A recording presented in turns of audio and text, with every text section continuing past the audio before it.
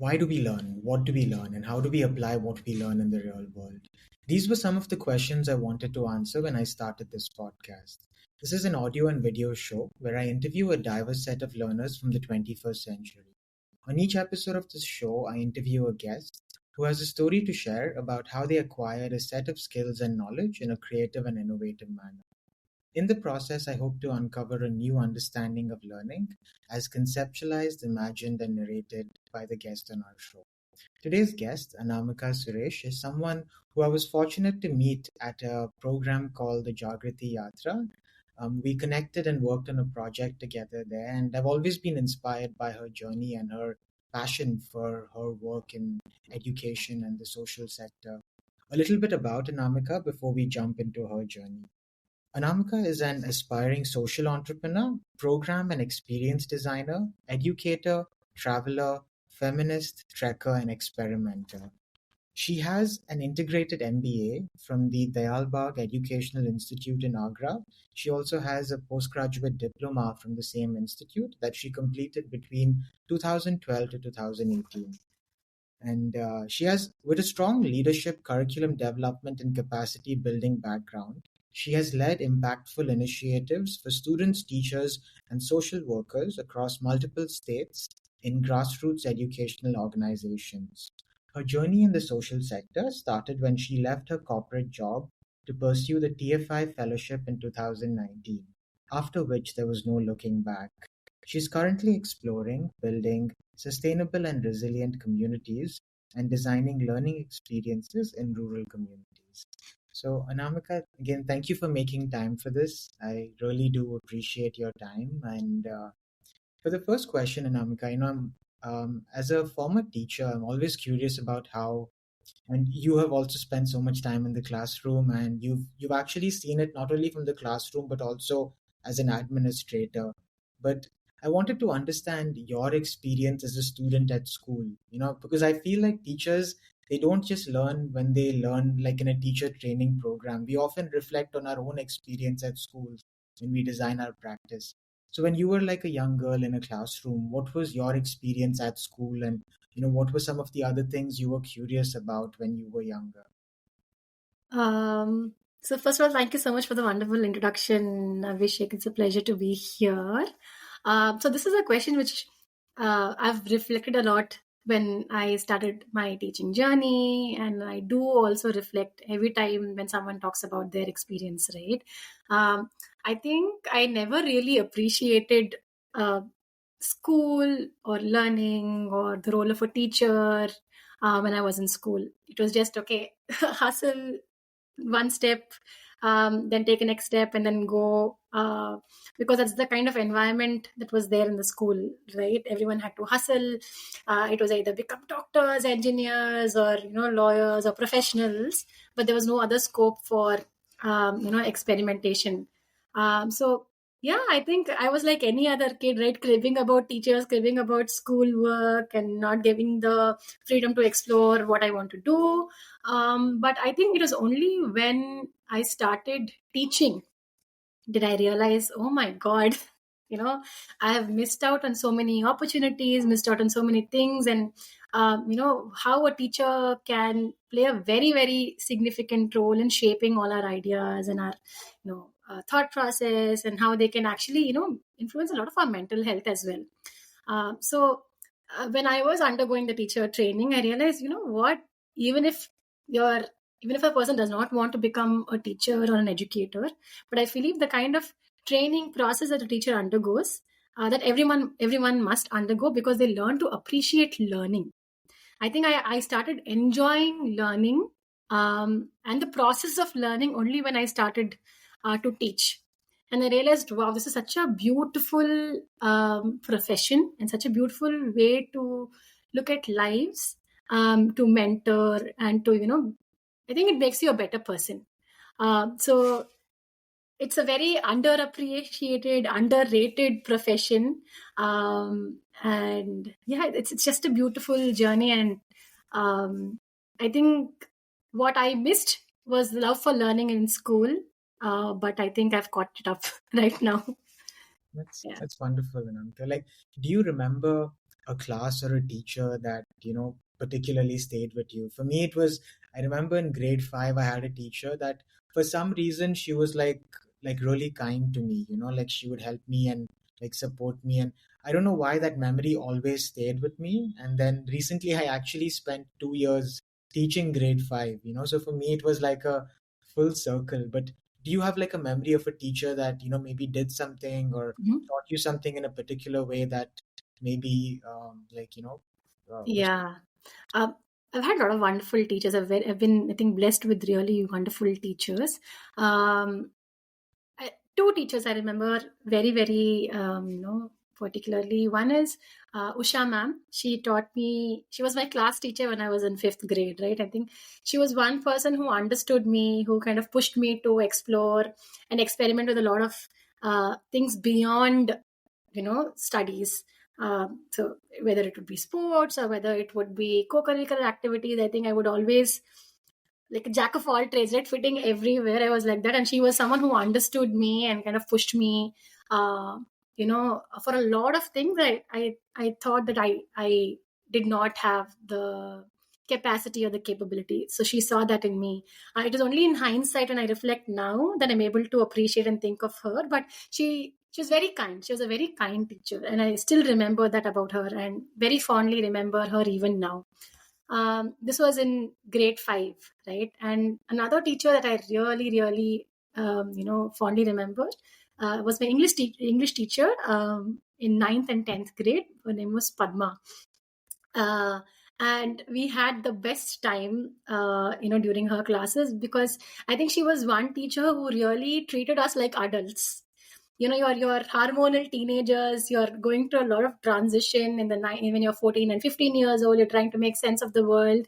And I think she was one teacher who would uh, take the time out to talk to us, make classes more interesting. And her classes also always used to be like debates, or we could freely express ourselves. So it was really, really fun, and we would really look forward to her classes.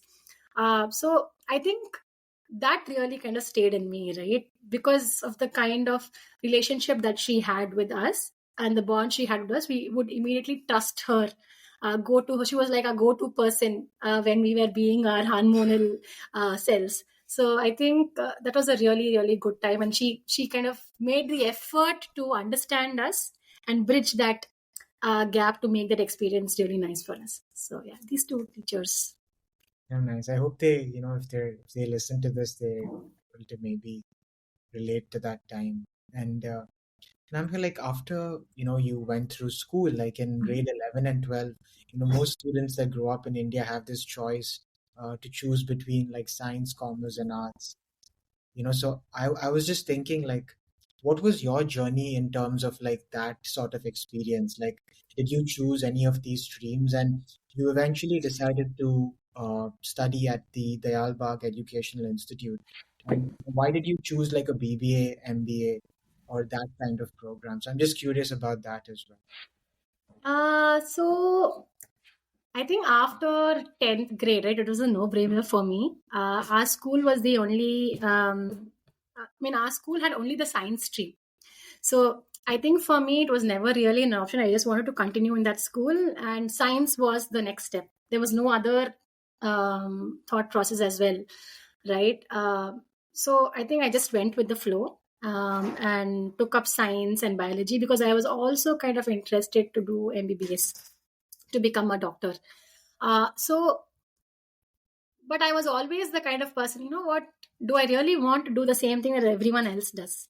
If so, I think right from childhood, right, I'm the kind of person, if you see a path and there's a less trodden path with bushes, but you see a path somewhere, I'll be the one who will be going and exploring that path. I'm like, no, I'm going to go here if people even say otherwise. So I was like that. But I think with peer pressure, and then at that time I think never really thought about the future. I just went with the flow.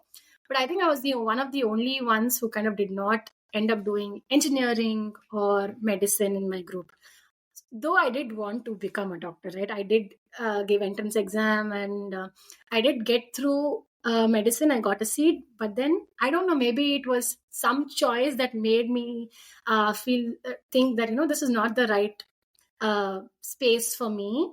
I think it was purely impulse to do something different. And then so I just jumped into BBM in Dialbag. Also because I wanted to study in Dialbag. Um, it is a university from our community, and I think I really wanted to experience and study in Dialbag. So I wanted to do something which was very different. So I just jumped into BBM and MBA. In hindsight, I think that was one of the best decisions of my life, because I think after the grueling 10th, 11th, and 12th, and of that experience, uh, BBM and MBA was like a breeze for me, because it gave me the opportunity to explore a lot of things. It was very, very easy. You study physics, chemistry, biology, mathematics from CBSE, and then you're jumping into, management. I'm like, what? So it was very easy for me. But also the experience was very, very interesting, because Dialbag Educational Institute has a very interesting curriculum. So along with your academics, I was also into sports. I was also into extracurricular activities, and I also did a lot of agriculture. So it was a very holistic development, of a student. You learn to work with your hands, so there is a lot of dignity of labor that you learn, a lot of humility that you learn here. So that kind of really influenced me, and also kind of made me realize how important holistic education is, and how wrongly we are kind of approaching education. uh, but yeah, that was my kind of journey. That is how I started, from jumping from science to BBM. It's another story about how I kind of went into the corporate, because um, kind of peer pressure. You don't know what to do. You have to just earn money. Everyone in your school is graduating, and have already started working. So because of that, that's how I went into the corporate. But yeah, I think my college journey was very, very interesting, and kind of somehow shaped my thought process and what I kind of want uh, for in education, and how I kind of understand what education or holistic education looks like. Alright, yeah, because the reason I'm spending so much time on this, Anamika, because I know as someone because I've seen you write about your work and talk about it, not only during your TFI times, but even now when you were working with Akshay, or you've also worked in like support organizations like Ed Zola. So it's really interesting to see how those early experiences shaped your thinking, as an educator. But when you were at the Alba, Anamika, I know you were always someone that was interested in sports. When I was reading like your background, and you also liked like activities like the youth parliament and other such organizations. So like you've already mentioned that something about that experience that was really holistic, but were there other things you were also curious about, like when you were in that 5 to 6 year program? Like, do you remember courses? Do you remember other like experiences that you engaged with that sort of shaped your thinking in that time? Because you were there for about 5 to 6 years, right? No, actually, I was there only for 4 years. I did an integrated course. Okay. So my third year of BBM and the first year of MBA, I did together simultaneously. So because of that, I got to complete my graduation and post graduation within 5 years. I'm sorry, within 4 years. Hmm. The courses I did after that from Diyarbakir were from distance, more from we have other centers in other cities. So I was working and I was doing the course then. But my BBM and MBA journey was actually only for 4 years. Interesting. So you got like both the degrees in like a much more compact. Yeah, yeah. Very nice. And like right after that course, Anamika, like I know, like what were your first few corporate experiences like, and what did you learn about yourself in that time? Because I know you worked in like sort of the HR space, and Mhm, mhm. so what were you thinking about? What was going on in your mind at that point of time? Hmm. Uh, so I think when in college, right? And also to answer your previous question about some of the things that were memorable during my college time as well. I think I was someone who likes to do things by hand. Experiential learning is something that uh, I realize now it's called experiential learning. But then back then I realized I like to do things by hand, to experience things firsthand and do. That's why agriculture or sports or being out there and working with other say classmates, colleagues was really very interesting for me. Uh, so if I look back now and think of my college experience, I think working in the fields uh, and one thing that BBM, I think my course, I was very lucky. Then I cribbed about it was that we had to present something new every single day. Like there was a presentation in every subject, and me being me would not stick to the curriculum and would always go push beyond boundaries, think of something new, and present it. So I was kind of given the moniker Anamika. When people used to come, like, Anamika, please don't ask questions. Or please don't make us answer tough questions, or why are you doing, why are you taking up topics like this? So I think uh, all of those subjects kind of gave me the freedom to explore something, even something new in that kind of domain or that kind of theme. But yeah, sports, culturals, and the ability to excel in every area was something that I really really enjoy and cherish now. But so the integrated MBA, right? It was like what happened was, if you do very well in the first 2 years in BBM, you had the option to get a direct entry into MBA without having to go through the entire loop of admissions. Uh, so because I kind of got the director's medal, which meant I stood first in the batch. I got a direct entry into MBA. So that would mean I would graduate 1 year early in when compared to my peers who would join MBA as a separate course. So I joined 1 year early, and I joined a startup in Bangalore. It was so I was interested in human resources, so it was the natural path to progression. Okay, join a job, and then explore later. The very first day I went into my organization, had an orientation program. I realized, oh no, this is not for me. What have I come? Is this how my life is going to be looking like? For the rest of my corporate journey. So I still went ahead and did that. But every day was a struggle, right, for me, because I could not see a connection with what I studied, what I was doing. And also, I was also feeling the disconnect. I was not very satisfied because I could not see how I was making any change to society, right? And that was something that was always ingrained in my mind. Like, how am I contributing? How is this making me a better person?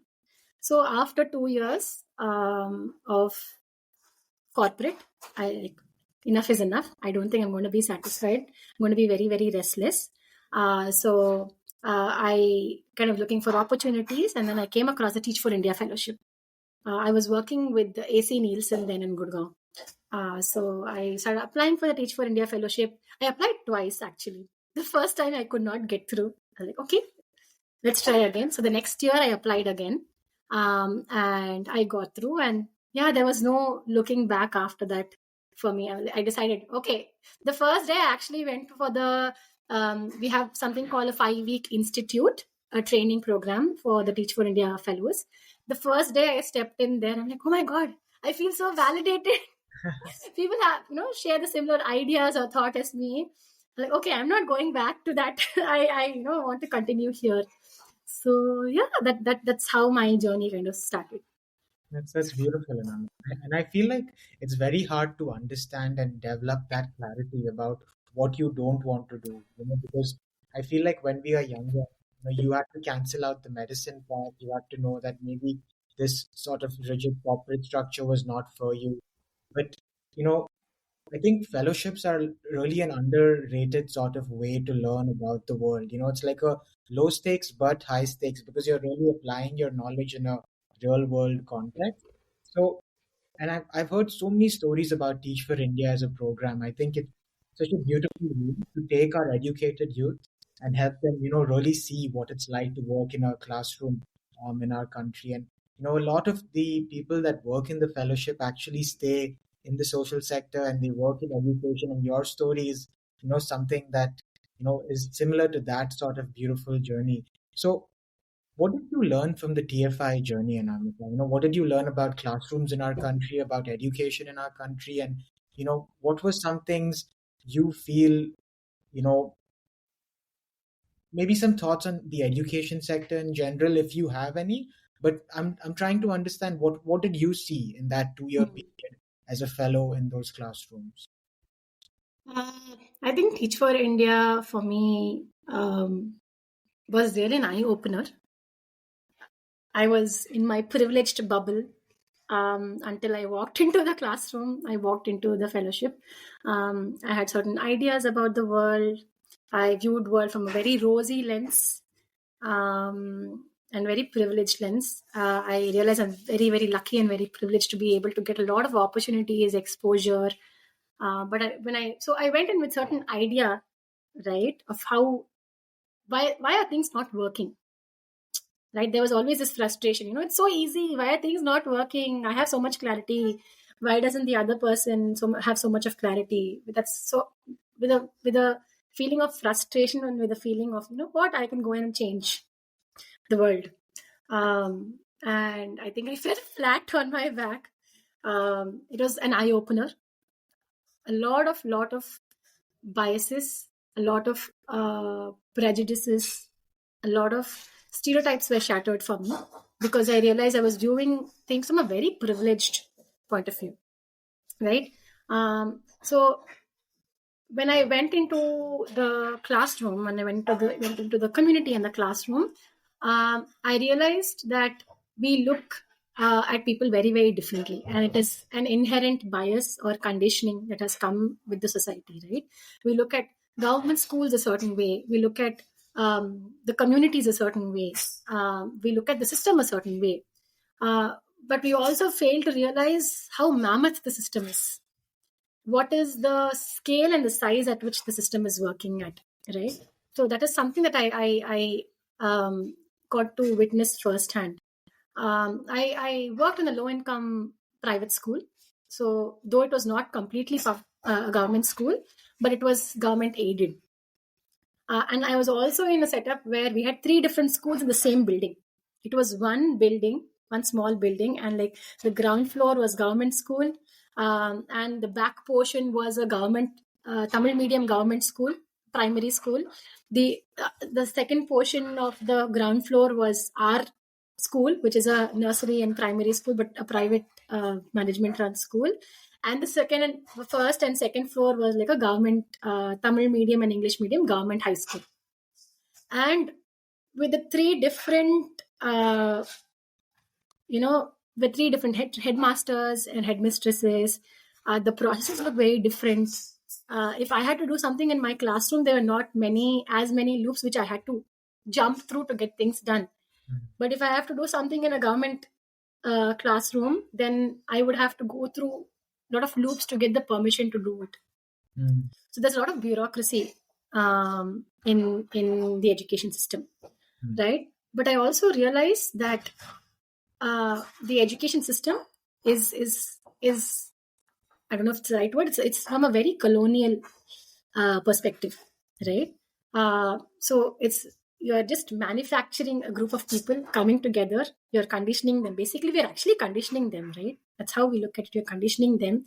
We're putting them through a certain curriculum. You get them. You have to just complete this, and then you have to move on to the next level. So it's just like mass production of students and moving from one level to another level. But there's no quality check. There's no standard assessment. I mean, the standard assessments are there, right? But are they actually checking for the quality? Are they actually checking for the aptitude of the students? Right? It's not possible. So the system is there. the education system, the framework is there, but unfortunately, I feel that we are looking at it from a very, very one dimensional perspective, right? Just content, knowledge, and then that has to be shared with the student or with the learner. That's it. That's the perspective here. What we fail to recognize, or what I have realized we fail to recognize, is the contribution of teachers, contribution of the community members, the parents, the students themselves, because it's actually their journey. It's the learner's journey, but it's actually taking the onus away from them, and then taking them through a path that is predefined, does not have options. So there's a lot of pressure that comes with it. So um, it's very difficult to kind of break that system right now. Right, that's what I realized. You can come and change everything, and say you can come with ideas, but you have to bring change, and you have to work with the system and see, okay, what exactly is happening. And we have to understand that. So that is one of the reasons why, when I finished my Teach for India fellowship, um, I was not satisfied with what basically I did during that time. I had 2 years, but also for me, it was a learning journey. I realized a lot of things. I learned a lot of things. I had to unlearn, relearn a lot of things. So I was not very satisfied with my journey. Given the opportunity, I would like to go back and, do even more. But I think that was one of the things that Teach for India always said: if you feel that your fellowship has not been successful, if you feel that you have not done enough, that means actually your fellowship was successful, because now you are setting up yourself to explore more and contribute more, right? So I think that was one of the reasons why I wanted to explore what other forms of education there are, what are the different perspectives. So that was why I was kind of drawn towards the alternate education side, also because of my own experiences, right? I enjoyed experiential learning. That has been a part of my journey. So I think that also kind of influenced me to explore this space and take it forward. But I think one of the most important lessons for me from the journey is, one, you have to understand you have to understand the learner. Basically, you're not the main character there. You're the supporting character. The main character is the student or the learner. That's one of my biggest learning. And second, teachers are one of the most underappreciated human beings on this planet. We do not realize the kind of effort that goes into teaching. We don't realize the kind of responsibility and the kind of thought process the teachers have, and the effort that they put. I have a very, very interesting saying that I saw recently. It says, you might be there to sow the seeds, right? You'll be there sowing the seeds actively, but you might not be there to see the tree grow and give its fruits. And that's, I think, that's teaching as a profession in one line. Yeah.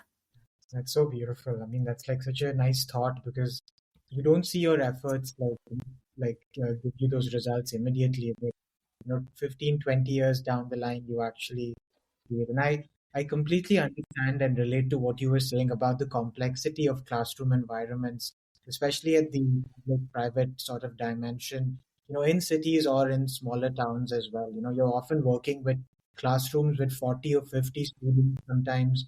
And then the administrative structure may not be as encouraging sometimes. I feel like it's really, really amazing what teachers are able to do, because you don't even planning time, right? These are all things they have to do and squeeze in through their day. And in addition to that, they have to be present for each child. And I think it's just amazing how they're able to do so much in one day and still flourish as individuals, because teaching is obviously not their entire life. They have their own families. Yeah. Also unfortunate that in terms of the larger career remuneration, I think we can do a lot more, for individuals that really dedicate their lives, and that was something I've always understood, is that I think whether it's public or private, our teachers should be remunerated at a rate that allows them to lead successful individual professional lives, and I think this would also, like, that remuneration, in comparison to other fields, will also encourage more young people to look at it as a long-term, sort of career option. Hmm. But yeah, so many interesting insights from what you said, Anamika. And now, so once you were done with your Teach for India journey, like you said that you had that sort of curiosity and frustration at the same time. So what was your journey like after that? Because you had some interesting work experiences with organizations like Ed Zola and Akshar. So, you know, as as someone that wanted to work in the social sector, someone that wanted to work in the development sector, if that's what you like sort of would call it, like, where was your head at after the fellowship, and what direction did you want your sort of career to go in at that point? Um, so I think my journey has not been there was it's actually not been like a flow, or there's not been like logical steps to it. Um, Things came my way. I was very, very lucky. Um, Things came my way. I applied for it, and I think um, I also went with the flow of things, and I really appreciate that. But actually, what had happened was after the fellowship, my fellowship ended and the pandemic started. So my last 2 months of the fellowship were actually bang in the middle of the lockdown and the pandemic. So I actually could not get a closure for my fellowship. I could not see my students. It was all online. And also the first few months was more of relief work than online teaching. Uh, because are my students having food to eat? Right?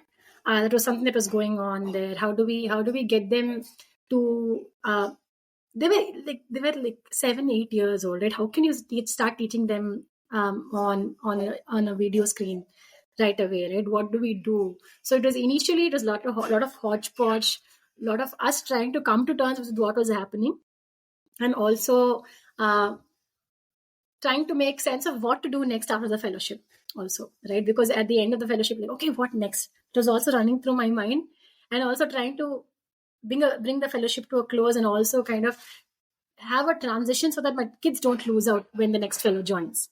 So that was kind of, there's so many things going on then. So I think for me after the fellowship, a lot of offers also got deferred because things were very uncertain for everyone. So I was going through interview processes, things got deferred. So I was at home trying to make most of my time do a lot of probably explore courses. I was also teaching voluntarily at that time. I was teaching music. My grandmother was a music teacher, so I was also helping her take classes, online classes. So we moved to online for music classes. I was teaching them. And because my grandmother was not feeling well, I was supporting her full time to take her to the hospital. So it was like a jam packed time then. So I think the first 5 months after the fellowship was a lot of volunteering, a lot of helping out at home, and trying to navigate and see, okay, what should I do next, because there are no opportunities then. But then at that time what happened was Akshay, who's a very close friend and who's also a Teach for India 2018 fellow, he was starting out, and he had wanted my help. So I was unofficially kind of helping him with his work of setting up tech enabled solutions and try to build tech solutions for nonprofits. And that's how Edzola started. So I was helping him unofficially, and then joined him officially as a co-team member to kind of officially start off Edzola. So Edzola is a tech consultancy for impact consultancy for NGOs, basically to help them with their tech solutions, to help them become more efficient, to reduce the mundane work, and kind of open up opportunities for them as well. It was completely out of my comfort zone. I am like a no tech person. I was like someone who was averse to tech. But I think what Edzola did for me was to open up my mind.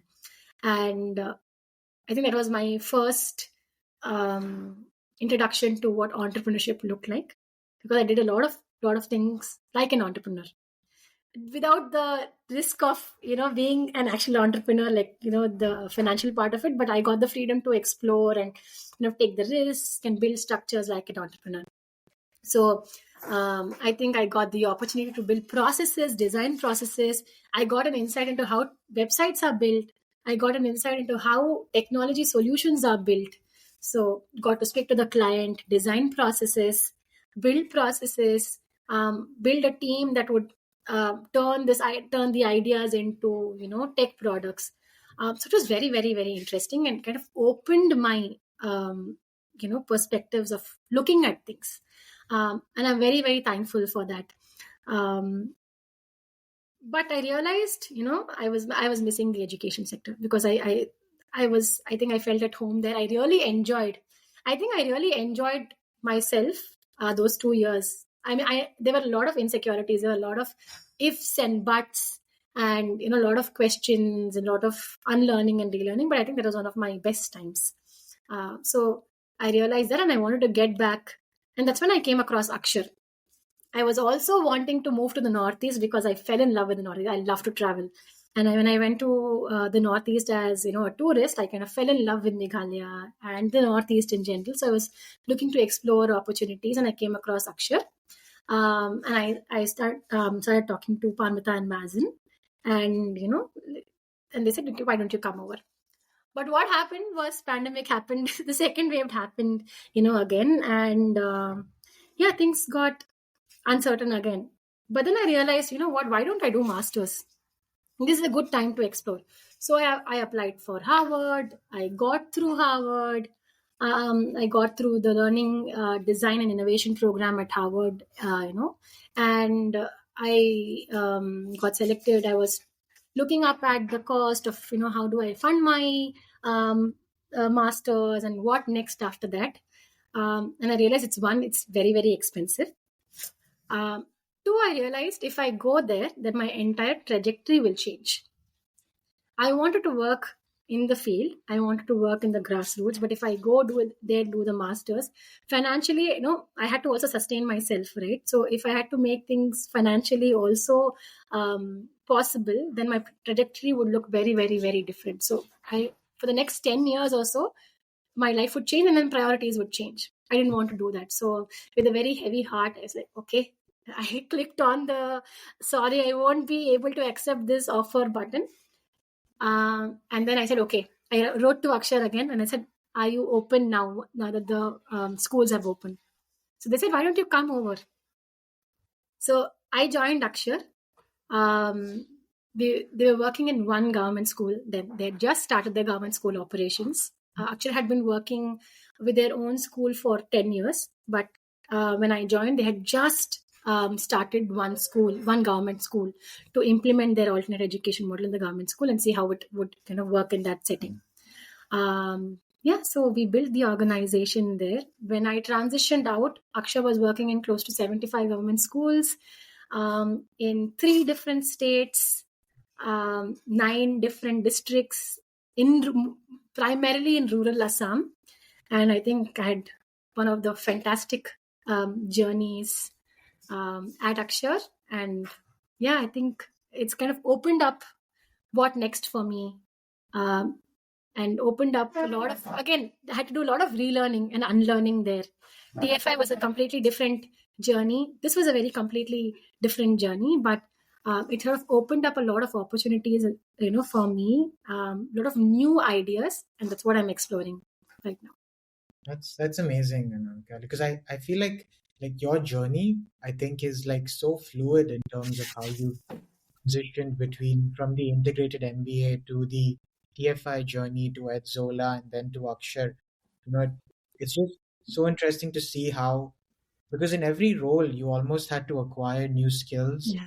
You had to like relearn, become like understand what that environment is like. But I think at the back of your journey is this passion for sort of education, and working in rural communities and in smaller communities. And I think I remember seeing Parmita's TED talk where she had this beautiful story of this young girl that was in a house, where there was a lot of abuse and trauma. And the girl was able to transform her situation because, in some way in her environment, she needed to like sort of earn a little bit to be able to speak to her or intervene in a situation that was not very nice for her. And because she was able to earn a little and contribute to the family at that age, she was able to intervene in certain situations that she wouldn't have the voice to intervene in.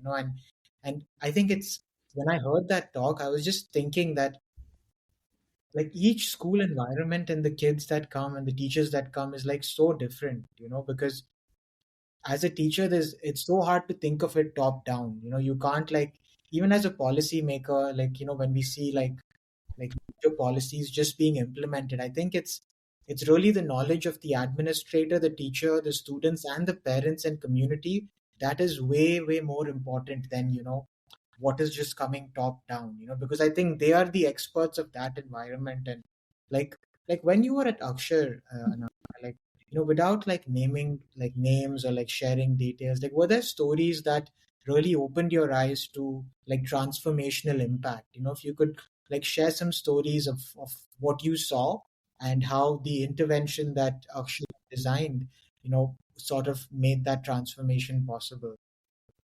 Absolutely. I think the 2 years and few months that I spent at Akshar, uh, kind of made me turn 180 degrees on a lot of things. So uh, when I joined Akshar, right, I came from a very different perspective. For the past 4 years that I was working after during the fellowship and after, I had a very different idea of education, of how do we design learning experiences for children, how do different stakeholders come in. I was looking at it from a very different experience, and I realized now that it is because we were working in an urban setting, and the challenges for an urban setting are completely different. When I came to Akshar, when I was based in, I'm still based in Guwahati. Guwahati, though not a city, it's still a bigger city, one of the biggest. It's the biggest in the entire Northeast, right? But it's still very slow and very different compared to the other cities and other places. Um, when I came to Akshar, it took me some time to understand uh, why things are happening a certain way, right? Because I came from a very, very different perspective. So initially, I had to make sense of a lot of things. I could not, it was a struggle for me to understand why things are happening a certain way. Why are they not going according to what I thought was the right one? Because that was very logical. But after 6 months, after a lot of conversations with Parmita, and also a lot of people from the communities, the students, the teachers who were working there, I realized, you know what? No, I was completely wrong. I had to look at things from a very, very different perspective because the context is different, the people are different, the needs are very, very different, right? So I had to take a step back, try to had to unlearn everything that I knew and learn a lot of new things. So uh, the Akshar model, right? When I was working there, again it's very experiential based. It's based on Gandhiji's Nayatalim philosophy, which is learning by doing. And when Akshar started out, they started out with the idea. They were working predominantly with school dropouts and child laborers in that area. So when they were building that model, they realized these students had no incentive to come back and join school because already they had been in the system. They had been in the school. Unfortunately, the system was not able to cater to them, and so they dropped out. And they had to support their families, so they had to earn. Once you have the financial freedom, right, and it's the same for me also. Even at this age, right, anyone who has the financial freedom, they would not want to go back to a system which is very very controlling and constricting, where you lose that income, right? So they were thinking, how do we get these children back into the system? Okay, make a space for them that will allow them to thrive, and at the same time, also kind of reintegrate them into the system, right? So that's how they came up with the Akshar education model, which is very, very interesting for me to see because the model was centered around holistic learning. The model is centered around experiential learning, and the model is also centered around earning while learning. So that earning while learning gave them the the added advantage or the incentive to come and learn and at the same time earn. So there was no loss of income. you know, to the family.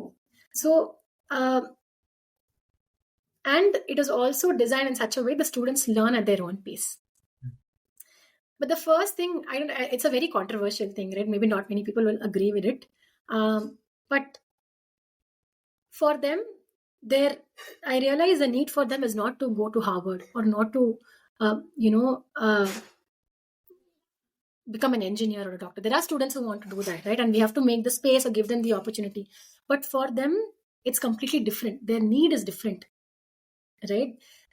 So when we went and talked to when we went to the communities and spoke to them, by the need or by the by their source of livelihood was skills, right?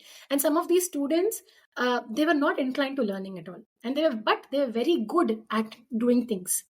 They're not able to read or write. They were struggling to read or write, but they're very good at making furniture. They're very good at making fixing things or fixing, say, appliances. There was a student who was struggling, who's been with us for a very long time, say past 6 years, and he's now I think 20 years old, but he struggles to read or write, and he's expressed his frustrations. He's like, "Ma'am, I don't feel like learning." He can read, he can write, but I think he's just at the basic. He's not able to write his 10th board exams. He said, I can't do it. I understand. I know my shortcomings. I can't do it. But he is really amazing with building and restoring automobiles. So he was doing an apprenticeship with a garage, and one day he restored an engine of a Harley Davidson, not Harley Davidson, but something similar motorcycle. Wow. Like, wow. So we have a certain idea of how things are, right? So okay, we will support you with so then we said, okay, you know what, we will support you with certifications. We will try to see what is out there that can help you so that you can become the best in your. So the idea of the model was to design a space where they can be in charge of their own learning, right? There is a student who wants to become a doctor. All right, so then how do we make that space? So the idea is to give them the ownership and see, okay, what do you want? Give them the choices and be there to guide them. So I think that is one of the, when I look at things, when I see these processes, I realize if you want knowledge, there's AI. But no one can replace a mentor or a facilitator or a guide. Yeah. Right? That's what these people need. Also, you need someone to support them. They don't need someone who transfers knowledge or content into them and then give them, what, you should do this or control their life. They are very, very resourceful people. They are very, very smart and intelligent and extremely capable, but they want different things from their life. Yeah. Right? So there are a lot of success stories like this, right? And we realize these success stories are coming from rural. And we also realized our design worked better in a rural setting than in an urban setting. Because the challenges in the urban setting are completely different. But when we're designing for rural, it has to be completely different. The needs are different. The need is not to probably become, not to migrate to the US. Yeah. The need is to have a better life, right? To come out of poverty, to have a better life for themselves, to become skilled in their own craft, to do something that they want to do and they enjoy. At the same time, having a dignity of life. Yeah, so I think we have to realize that the context is different. We have to build for the context, and we have to design experiences or design the education model differently. We don't have to reinvent. I mean, you don't have to look for something, discover something new. We have to reinvent, look into our history, look into how sustainable, how communities, which are thriving in rural places, at least in the Northeast context, right? We see a lot of communities which are thriving. And how are they thriving? So we need to study that, we need to understand that and design for local context. So I think, so that's how when I was working with Akshar, I was like, okay, you know what? We're looking at things very, very differently. We have to look at things from the community, from the context, from the user's perspective, Mm. right? And that was very, very beautiful. So um, when I look at the education system, I look at it very, very differently. Yeah. I think my idea of education, or my view of what education is, has been evolving every 6 months to 1 year. Right? It keeps evolving, it keeps changing, and that, I think, it's okay. That's the beauty of it. And I think my choices, I also go with the flow. I'm someone who loves to explore, I loves to discover. So I've also gone with the flow, and because of that, it has led me to beautiful experiences and beautiful choices. But I think everyone should read about the Akshar model, should understand and should see. And what is very, very interesting also about the Akshar model is all the elements of the model. It is peer learning, older students teaching younger students. There is a skill, skill development. There is learning at your own pace. All of them are, in the NEP 2020. So it Mm. is a part of the structure. Amazing. So the schools have to implement them, right? Yeah. So that's how we kind of also started working with schools and helping them. So what Akshar is also doing was very, very wonderful. They are trying to build a sustainable community in a school. So the idea is to go into schools, train the teachers in the model, and then withdraw so that they take up the things, the resources. They are trained, and then they train new people who come into the system and Mm. it's a circle. Right. So we empower the community, basically. That's So it was a very, very beautiful way of looking at things. You have to empower. The idea is not to reinvent or change the community, but empower the community so that they can, do things on their own. Yeah, because I mean that takes so much empathy, right, Namika? Because I'm thinking like what you said about understanding the local history, understanding the local community, that is not knowledge you can just take from like an academic paper.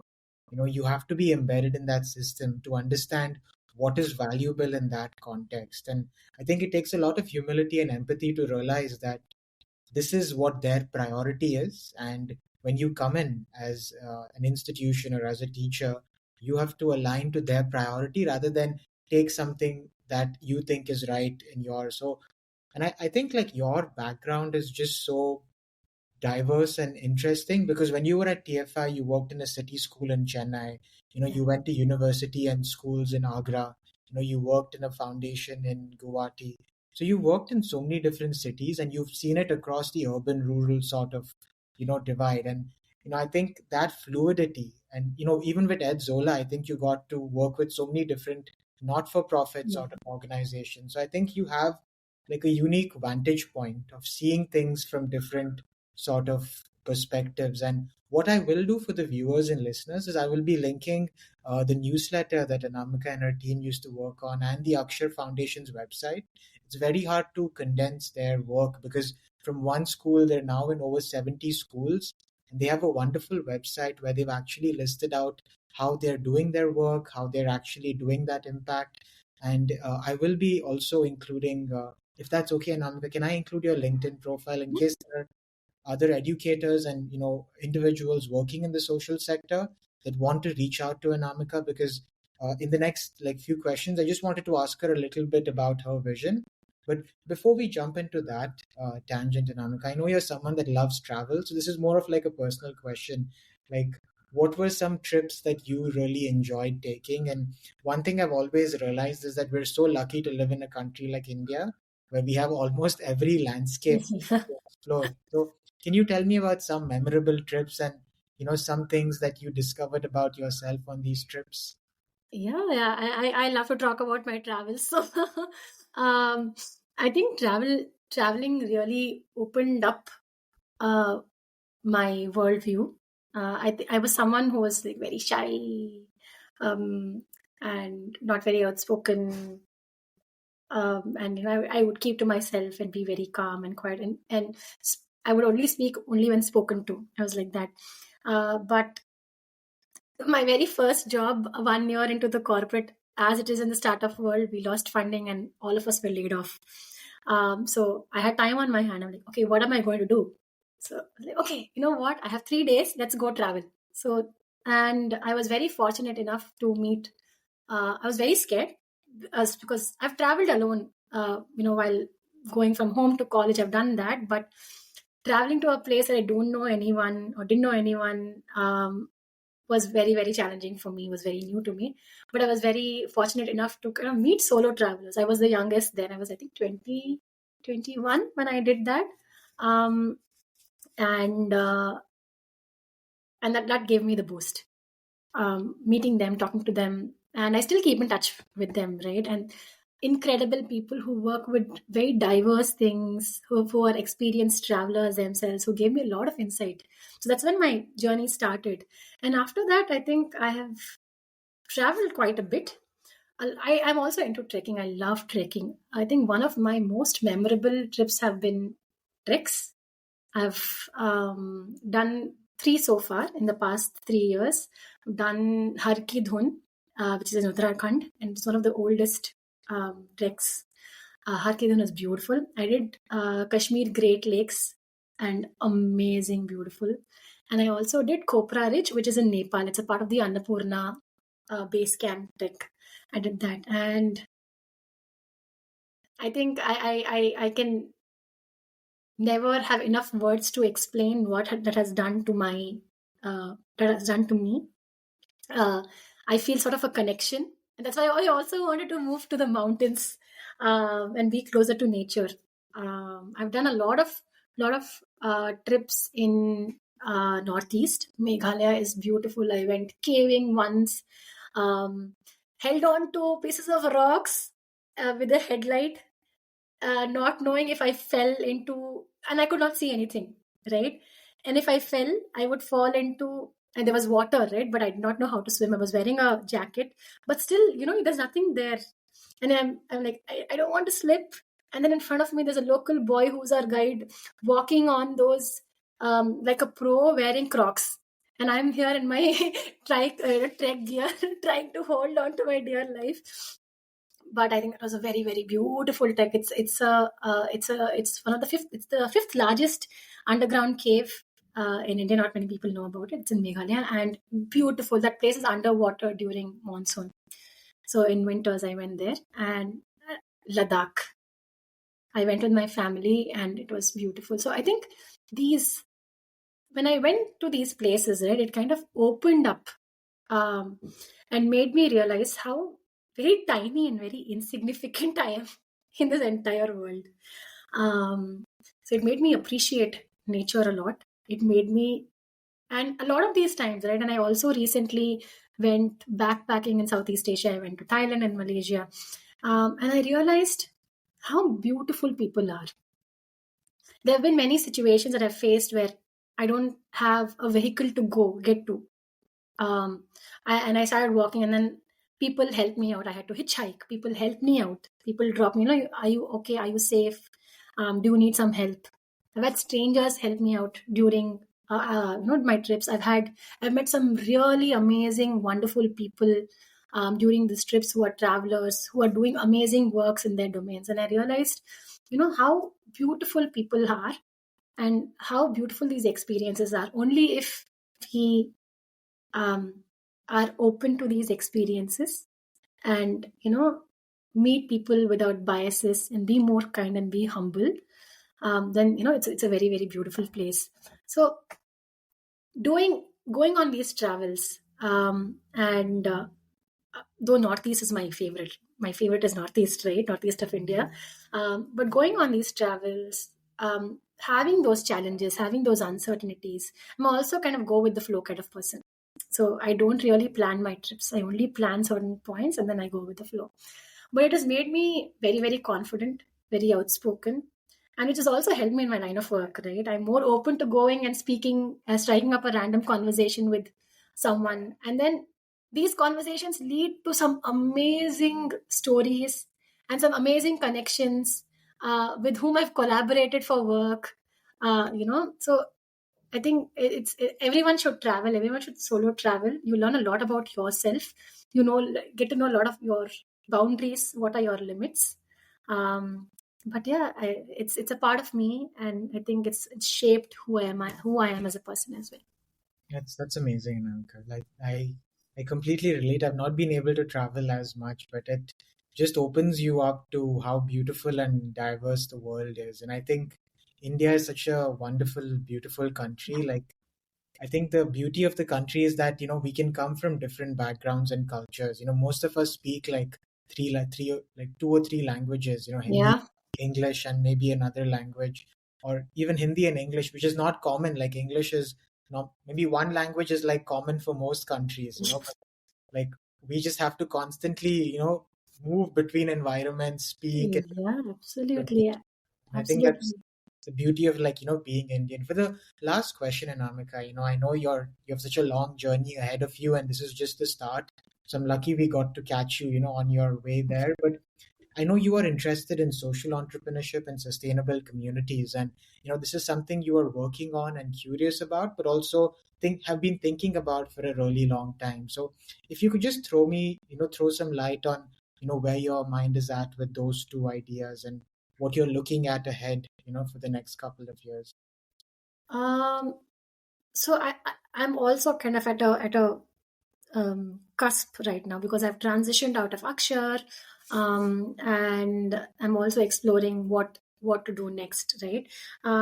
So from my work in Akshar and from also my travels and the experiences in the Northeast, I've realized how important sustainable communities are and how important is it to design for experiences for uh, especially a rural context. You can't come and design, set up a model or a process that you've designed while sitting in an urban space for an urban space. It will not work. It's bound to fail, right? So we have to understand the context, and there's so much of history here. Um, and so we have to come here and learn about them and design for them. And we, more often than not, right, we only hear stories from the urban context or very select few regions. um,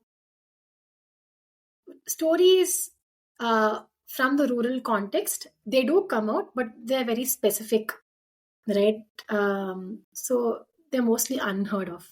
Or even if we hear about stories like someone who's like completely done something radical, and set up their system there, or and then that becomes like a news and becomes viral. But we don't get to hear day-to-day stories of people who are working there, of their lives. So we have a very different idea and perspective about what rural communities are like. So the next few months, it's a project for me also to explore and see where this goes, right? So I'm trying to understand um, what is a sustainable community, right? What is a sustainable community is trying to look at it from the education perspective. um, why are some communities very resilient in terms of climate, in terms of say livelihoods? Why are some communities very strong, and why are they not able to sustain? That is one perspective. And also, another area that I'm learning to explore is how do we design for learning experiences for the rural communities? What is the need? And I'm trying to get people, a group of people together who are working in these communities. They could be community members, they could be parents, students, teachers. So bring these group of people together and hear from them, and then see what comes out of them. So basically to highlight their stories as well. So it's an exploratory project now. I'm starting that journey. So I would also like to share, if anyone who's interested to join this journey or interested to explore, um, I'll be very, very happy to kind of work with them. Again, it's not something where there's a lot of information there. We have to tap contacts. We have to hear from people who we've not heard about, because again, that's the point of this experience. So that's what I'm going to do for the next few months. I don't know if this will go well or not, but I think I've come to accept that. That's the beauty of life for me, is go with the flow and see where it leads.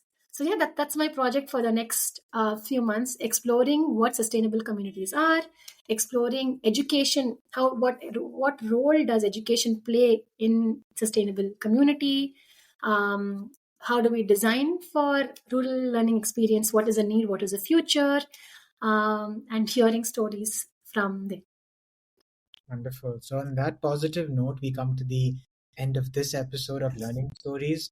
I will be linking Anamika's profile on LinkedIn, and you can reach out to her to understand more about her work and her journey as someone that's really passionate about education and someone that's spent time in classrooms in urban and rural settings, and has a very unique vantage point and perspective on change and impactful transformation as well. So thank you again for tuning into this episode of Learning Stories. And until next time, this is Abhishek Shetty signing off.